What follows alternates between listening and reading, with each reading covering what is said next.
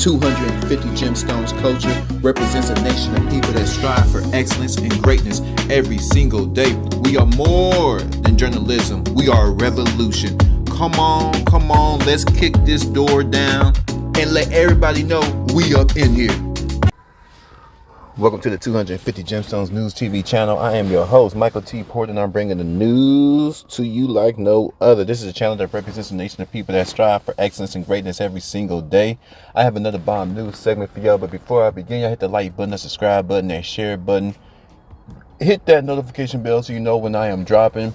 And if you like to support the mission, support the culture, support the channel, Cash App, $ Michael, capital U, capital S. Once again, $ Michael US.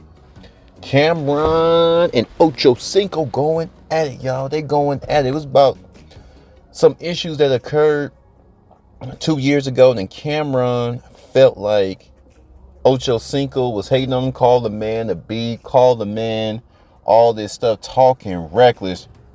And Ochocinco, you know, he's a hothead. Camron a hothead. Ochocinco's a hothead. It's great for views. And Ochocinco clapped back. That's pretty much saying, man, you took this out of context and you said this and said that. You know, Ochocinco had to turn up. But I got a couple of videos I want to show for y'all. The first video is Camron kicking off the beef. And the second video is Ochocinco defending himself. And I'm going to come back and give y'all my opinion. Let's get it. Doing very well. It's very successful. We didn't have no deal, no sponsors or nothing. We was doing this off the muscle. He comes out of nowhere talking about, yeah, I'm going to get myself back together and I'm taking Cam's spot. Why the fuck you got to take my spot, nigga? Fuck is you talking about? You been a football player your whole life, nigga. Now because I'm doing sports, you come and take my spot. And at that particular time, we had only been doing the show about 2.5 months, 3 months. But that's how much of an impact that I had that bitch ass nigga felt threatened. You know what I'm saying? Then after that, we tried to call him. Shout out to my nigga Bub. My nigga Bub knows some niggas he know. I tried to give him a job. He like, yo, talk to my agent. I said, I'm talking to you now. What the I don't do business like that. I talk to my agent. See, you so dumb you can't even speak for yourself, stupid motherfucker. I tried to offer you more paper than you probably get now. Ask Mark Jackson how he got paid. Ask Mike Irvin how much he got paid. Ask them niggas if they was living lovely off the checks me and Murder was sending them niggas. Ask them. I bet you ain't getting paid the money that Mark Jackson and Mike Irvin got paid working with us. I don't know this for a fact, but ask Mike Irvin and ask Mark Jackson if they get paid lovely. And if I threaten niggas like you, this is why you going to do the shit you doing. Cam has some stuff to say, and I had to think about it, and I had to listen to it and think about some stuff that was brought up from 2 years ago where I said, Cam, you my mans, and I'm coming for your spot. Now, I'm not sure how that's taken as hate when all you have to do is understand that I'm saying I'm coming for your spot because I see you as the standard that is setting the bar in that specific space. So you took that as an insult, which is weird to me. I'm not sure how you can do that. But if you check the numbers, what I said I was going to do, I've already done. And surpass that in this specific space. Now, he said, he asked me to come join them, you know, to do something with them. And I told him, you know, okay, you got to check with my people. You got to reach out to my people who, when it was time for me to work with you, what did I ask you to do? Reach out to who? I talked to Doug. You talked to Doug. So, boom, we did, you know, like that. Right. That's the way I handle business. You know, I don't run nothing through me. So I guess that was seen as a sign of disrespect because I chose to come over here with you. Boom. Okay. Now, we brought up the issue with he talking about money and bags and how much you pay guest feature, you know, how much we pay our guest features. Buddy, I ain't no guest feature. Boy, I'm the main attraction. What is you talking about? I always been the main attraction. There's a difference. In your lane, you do what you do. I'm in completely different lanes and completely different rooms from you, despite me always playing around and joking. It's different. For one, you wouldn't have been able to afford me to begin with. Let's start there. And I'm not trying to be disrespectful. I think because I do everything in an entertaining, fun, laughing way, you kind of forget and don't really understand what's being done over here and how special what we have is. Would y'all like my opinion? Would y'all like some of this 250 Gemstones news TV commentary? Well, of course you do. That's why your ass is here. Camron, I don't know. Now looking at all this, I think Camron was trolling because a lot of people, a lot of the information you'll get from the comments, and I'm doing further research, is saying that the show ain't doing too good, and only when Camron turns up or beefing with somebody, that's when the ratings go through the roof. That could be true, but I think Camron and Mace, they have a good show, but I just don't like how they do the show, me personally. And I'll get to their beef. The show is too thugged out, right? And I think that's the whole purpose of their show. They're keeping it, they're calling themselves killer and murder. I'm like, when I watch a news segment about sports, it's supposed to be fun. It's an intimate time between the fellas. And now the ladies are in the space now. The ladies are coming in, but it's an intimate time between the fellas because overall, they want to see men perform on the field. We're stronger, we're faster. In most sports, you got some very talented women out there, very talented gymnastics. These girls can put me to shame, but it's the physical strength of men. It's the agility of men. It's the ferocity of men. It's the intensity of men, the physical body, the mindset. These are men. These are fathers. These are leaders. When you think of leadership, you think of men. When you think of brutality, you think of men. Mainly pertaining to rugby and football, you think of men. When you think about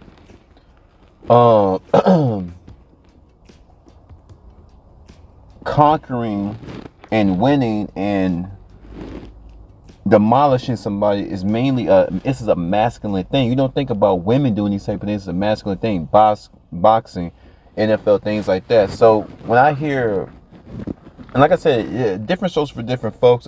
When I hear they refer to themselves as killers and murderers, it's like it's a little bit distasteful to me. I don't rock with the show that much, but black man getting some money is a black man getting some money. But when you're in your 50s talking about killing and murder, and you know what that lifestyle come with, and then he I don't know, it's just especially like in Mace was a nigga that he got into some beef. I don't know who was, them niggas out there in Harlem got on his ass, became a preacher. And then my thing is, you use God to get you out that situation, and people backed up off you because you like, some people call them scary. You turned your life around right when the heat got too much for you. So you already used God. You really didn't love God. You really didn't love Christ. You really didn't love the Holy Spirit. You were only using that to get up out your jam because all your sins, all of the destructive lifestyle that you were living, all the shit you was talking caught up to you, and then you ran behind God. Cool. If Mace was still talking about God and including God on his show and be like, they're still having fun, talk a little bit of mess, but trying to change your life around, and maybe he's doing these nice things outside of, he got money now, but every time I see Mace, he's flossing and referring to himself as murder, and that's crazy to me. 50-year-old niggas, right? But back to him and Ocho, when he called that man a B, called him a bitch ass nigga, and then he talks about, I knew a couple of guys that could have got you paused, could have got Ocho killed. See, I don't play like that. Like, I don't give a damn what we going through. You could have talked to me as a man because growing up in the environment around black people, I ain't gonna say black people, when you're growing up in an environment around niggas, they won't stop until you stop them, right? And any sense of threat, I've learned to I had to address it wholeheartedly, put God first in this decision. And it's not so much crashing out. It's like, you talking about ending my life. I don't play like that. I don't play like that at all. I have to get right up on you and see what you're talking about because, first off, you called me out my name, and I don't know, when a man calling another man a bitch, it's pretty much saying that you're open to get physically abused and sexually abused. So this man is saying that I'm the type of man that will allow another man to beat on me and hump on me, take my ass. So that's what you're saying. So, and then you saying that there was a time that there was an opportunity that you could have took my life. I don't play like that at all with no nigga. Like, it's gonna be what it's gonna be. Because here's the thing, I know that when you get right up on the nigga and he look into your eyes and he say, "Oh, we really about to do this, then it's like, they get some act right.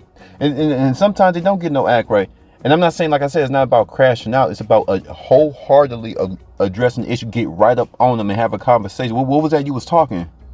Have that same energy. And I much prefer to box it out. That's why I think it should be boxed out. But the way Camron got money. Camron has lived a great life. I don't know where all this is coming from. This is why it really didn't make sense, because Camron is successful. So I'm like, if you successful, another black man successful, what the problem is? If you felt the nigga, hey, let Ocho hate, but you talking reckless like a 16-year-old boy. You should know at 50 years old that words, I don't give a damn who you is, words have meaning. And if words didn't have meaning, then God wouldn't leave us with the Holy Bible. Words have meaning. A simple sentence or a simple phrase or a simple quote can change somebody's life. Words are very powerful. Very, very powerful. We have institutions, we have colleges that go into depth about the power of word and communication. So for this man to be almost 50, talking like he's a gangbanger in 6, that's crazy. Knowing the consequence, knowing that somebody might go to jail, and there's rapists back there, there's cannibals, there's all type of the worst of the worst, the worst of the worst correctional officers, the worst of the worst inmates, or death, the morgue, right? So that's crazy to me. But Ocho clapped back and pretty much said everything was taken out of context. And I couldn't play the whole clip. At the end of the Ochocinco clip, he did turn up and say, because Shannon Sharp said, oh, there's a lot of money out here. And Ocho said, yeah, and we don't get most of it. How about that? We're going to get more money than then they cut the clip off. They cut it off. But Shannon Sharp did make a good point. It's always us that act a fool in front of these white folks, because black on black crime is very profitable. I'll go into that. Hold on, write that down. Y'all, so I like to take one thought and send it to the next. Black on black crime is very profitable to the elite.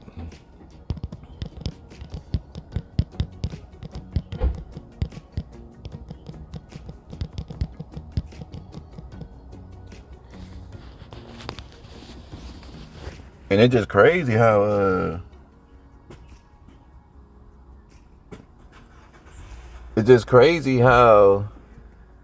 these both very successful men acting a fool.